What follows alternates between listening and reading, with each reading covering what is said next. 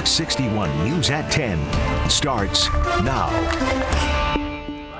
First at 10, slippery spots tonight with lingering rain and snow showers. We'll time out when it moves out coming up.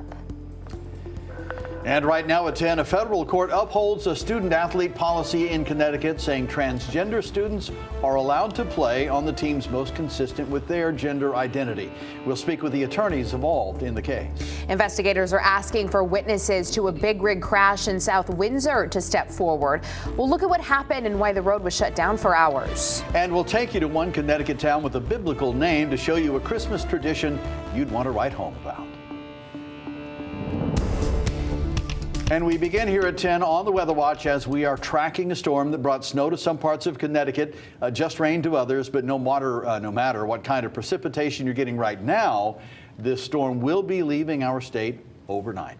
Good evening. Thanks for joining us. I'm Brent Hart. And I'm Sarah Sanchez. Let's take a live look now at the conditions. This is out in Norfolk from the Fox 61 Storm Tracker. There it is. Our DeAndrea Turner has been tracking the roads for us all night. She'll be joining us in just a couple minutes with what it's like out there in the Northwest Hills tonight. But first, let's check in with Chief Meteorologist Rachel Frank for a look at the forecast. Hi, Rachel. Hi. Almost done, but not quite there yet. And by the way, the weekend looks great, but still those lingering rain and snow showers. Want to talk about how much snow we saw, and it was really all about elevation in northwestern Connecticut. Only about an inch in Torrington, but 6 inches in West Granby and 6 inches of snow in Goshen. It could have been much worse if temperatures were about a degree or two colder. We really got spared with this system. Taking a look at the satellite and radar, you'll see those scattered rain and snow showers that are out there. It's just raining in Windsor and also Bloomfield, but it's snowing right now in Heartland all the way up through Salisbury. We've got some rain showers right now in Cheshire and Waterbury. And if we widen out the picture, you'll see a few more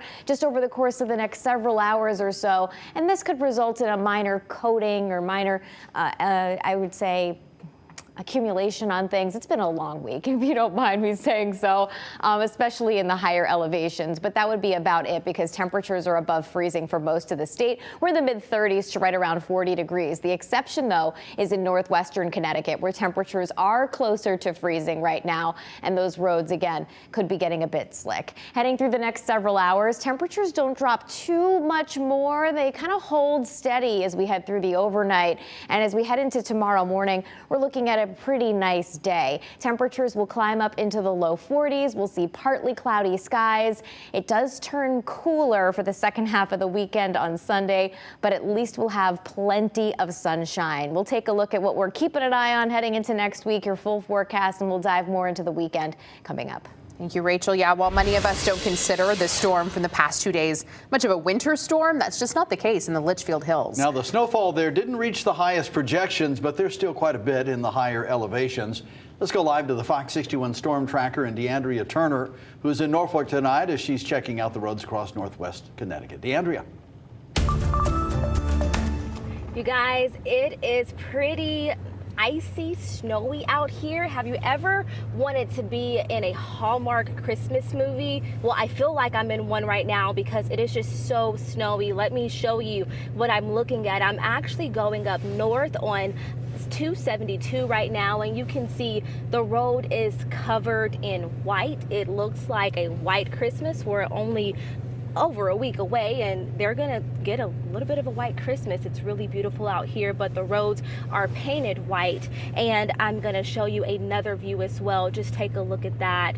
You can see that the accumulation is all on the sides of the road, and we're driving very slow. We're going about 25 miles per hour up this hill. And locals here, as I was sitting here earlier doing another story, they told me that this is the icebox of Connecticut. You know, I'm new here. This is actually my first snow, but it's pretty icy. It's pretty snowy out here. And as we head up, we are getting even more accumulation. We were actually downtown earlier where we just saw a little bit of snow and a little bit of accumulation. The PIO here tells me that they were able to get at least 5 inches of snow here. He also tells me that his men, they were out earlier today. They went home maybe 3 or 4 hours ago after salting and cleaning the roads. And they also tell me that if it gets worse, they'll be back out tonight. But if not, they're coming back out tomorrow to clean it up. And we'll be back live at 11 to give you more about what's happening here and on our way back to Hartford. For now in Norfolk, DeAndrea Turner, Fox 61 News. All right, thank you, DeAndrea. Yeah, send the newbie out there to the icebox, right? Be sure to download the free Fox 61 News app. It's a great resource to track the storm and other winter weather as it makes its way across Connecticut. You can also get breaking news and updates on traffic conditions right to your phone. Well, new at 10, we're hearing from the lawyers involved in a legal battle for transgender high school athletes in Connecticut. Yeah, trans athletes got a legal win today as a federal appeals court dismissed a lawsuit challenging the CIAC's policy. Fox 61's Gabby Molina joins us in the studio tonight to explain what the ruling means. Gabby. Brent and Sarah, this lawsuit was filed on behalf of 4 former high school athletes who claim that they missed out on wins and scholarship opportunities because they had to compete against 2 transgender athletes. Today's decision affirmed a lower court's dismissal of the case, saying that those claims were speculative. After years of legal back and forth, a federal appeals court has dismissed a lawsuit that claimed Connecticut's policy on transgender athletes is unfair to other students. I really hope that this victory will help us ensure that no student in Connecticut is denied opportunities because of who they are. 4 cisgender female athletes claimed they were robbed of opportunities for wins, titles, and scholarships because they had to compete against 2 transgender girls in track and field. The CIAC's policy states that students can compete on the athletic teams of the gender they identify with. The court got it wrong. Our clients deserve the right to compete in competition fairly, and that just does not happen when you allow biological males to come in and to dominate women's sports. Alliance Defending Freedom represented the plaintiffs, Selena Sewell, Chelsea Mitchell, Alana Smith, and Ashley Nicoletti. They argued that their rights under Title IX were being violated. This is all about fairness for female athletes. The whole point of Title IX was to protect the integrity of women's sports for girls like my clients, and it's disappointing that the court failed to see that. The court rejected the argument, saying they lacked standing, and the students did have opportunities for state titles and had come in first place at various events, sometimes even against the transgender athletes. In a statement, the CIAC said it was confident in its inclusionary policies from the onset of this case, and that it's pleased with the decision. The 2 transgender athletes at the center of this case, Andrea Yearwood and Terry Miller, were represented by the ACLU, who says this is a win for all trans students in the state. This really is a glimmer of hope in an otherwise pretty difficult time if you're a trans kid growing up in the United States right now. This decision says that, if you're a girl in math class, you're a girl on the track field, and you don't have to pretend to be someone that you're not.